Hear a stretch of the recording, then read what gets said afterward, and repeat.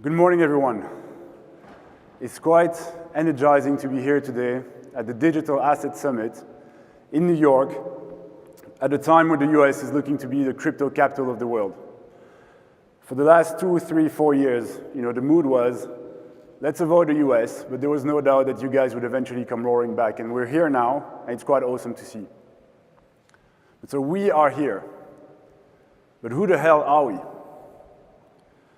Over the last few years, crypto has evolved from cypherpunks trying to upend the system to an industry actually simping for Bitcoin national reserves. So the question stands, have we changed? The point I want to make today is that changing is fine, as long as you remain steadfast in what you're trying to achieve. So to address that point, I'm going to discuss on one hand the assets that occupy most of our time, and on the other hand, the people that actually constitute this industry, Kirok included. So the guys that were trading CryptoKitties back in 2018 are probably a bit disappointed with the prevalence of money market funds these days, right? And quite frankly, when you compare the two, I can kind of understand their point. Creating tokens has never been easier. Today, as a result, we see thousands of new tokens being created every day. And we have millions of tokens in existence, around 30 million. But what is the point of all of these tokens?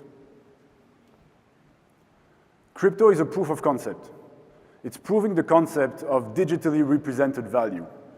Digitally representing value to make it more easily accessible, to make it more resilient, to make it more open, to make it easier to exchange. That is what we're trying to achieve. Now, what you put in the value bucket, that's very much open-ended. I would make the argument that at least 95% of those tokens in existence today have absolutely zero intrinsic value. And my head of marketing was actually going for 99.9%, right? But this is still the beginning of the conference. I want everybody to be positive. So I'm going to stick with 95%. 95% have zero value. The other 5%, however, are game-changing. Digitally representing value, yes. That should mean representing new types of value, which is, of course, super exciting. And that's pictures, cultural belonging, memes. But that should also be having a more efficient representation of the widely recognized existing types of values. And these are RWAs, for real-world assets. It's not the best acronym ever, right? But lacking of a better term, the growth of RWAs has been staggering over the last few years. We've seen their most mainstream example, stablecoins, grow to 200 billion market cap, and the market cap of other RWAs growing 90% year on year since end of last year. So yes, the assets have changed. But I don't really look at this personally as crypto losing its soul. I think it's a necessary change, a necessary upgrade to traditional markets. Crypto is evolving because we're upgrading the rest of the system. I mean, look at NASDAQ, right? Even these guys don't want to trade 24/7 for whatever reason. I wonder where that inspiration came from. But so the change is not about to happen anymore. It is happening. And our view is that it's going to accelerate with a forecasted increase of 200% of market cap of RWAs, bull case scenario by the end of next year. This is just getting started. We're going towards a world where you can send value anywhere in the world, instantly, at almost no cost, exactly like you would send a WhatsApp or a Telegram. We're going towards a world where you can have access to a global decentralized lending markets on which you can get a Lombard loan, putting as a collateral stock that you self-custody. We're going towards a world where anywhere you are, you can have full control of your own assets as an individual, if that's what you desire. So in light of what we're trying to achieve, yes, the assets are changing, but I will make the point that they're changing for the better. Now, I've covered the assets. What about the people? Usually a conference like this is a pretty good way to feel an industry, to get a bit of a pulse of where we are. 7 years ago, one of the first major conferences that I was speaking at, or actually, to be honest, I was just happy to be let in, was actually taking place on a casino boat in Gibraltar, right? So that's already kind of a different vibe. In that conference, the biggest high roller, like really the main character in the room, was a guy that had just recently very successfully launched his own token to grandly revolutionize the adult industry. Now I look at this room, and I would say that yes, the people have kind of changed. Now whether that's for the better or not, I will leave it up to you to decide, because to be fair, I had a great time in Gibraltar. But you know, jokes aside, we don't need to go back 7 years to see that things have changed. Even 2 or 3 years ago, a company like Kirok, it happened to us to just lose a bank account being closed without any notice. Opening a new bank account was seen as a major achievement in the firm. And actually one of our first investors, I think meeting 1 or 2, one of their main due diligence questions was, do you guys have a bank account? Of course we do, we're a company. But that actually was a signal that we were legit. So that tells you how low the bar actually was. So this is where we come from, and in the last 3 or 4 months, Kirok, we've won 2 RFPs with major international banks to be their dedicated liquidity providers as they want to offer access to crypto spot to their clients. So definitely, things have changed.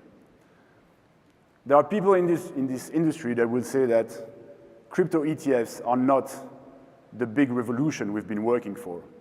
And frankly, I can kind of see their point, right? Some would say that a crypto ETF is a bit like putting a horse in front of a car, just for the stagecoach driver not to be frightened. But as much as that makes for a funny analogy, I do think that ETFs are a major positive force for our industry. Because the more you make something new look similar to what it's trying to replace, the bigger your addressable market becomes. And once that first change has been made, any incremental change, becomes easier and easier.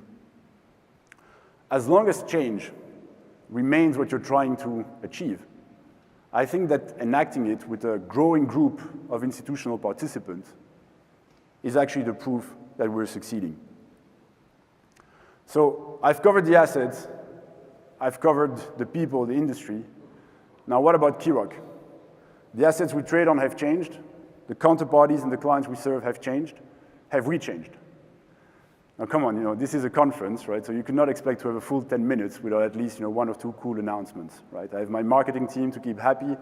I need to make my LinkedIn look pretty, so I had to launch a few cool stuff in there. So Kirok, most of this room will know us as one of the largest liquidity providers, one of the largest market makers in digital assets. We make thousands of markets in centralized venues, decentralized venues, OTC, on spot markets, options market, futures market, perps market, you name it. That's where we started 7 years ago.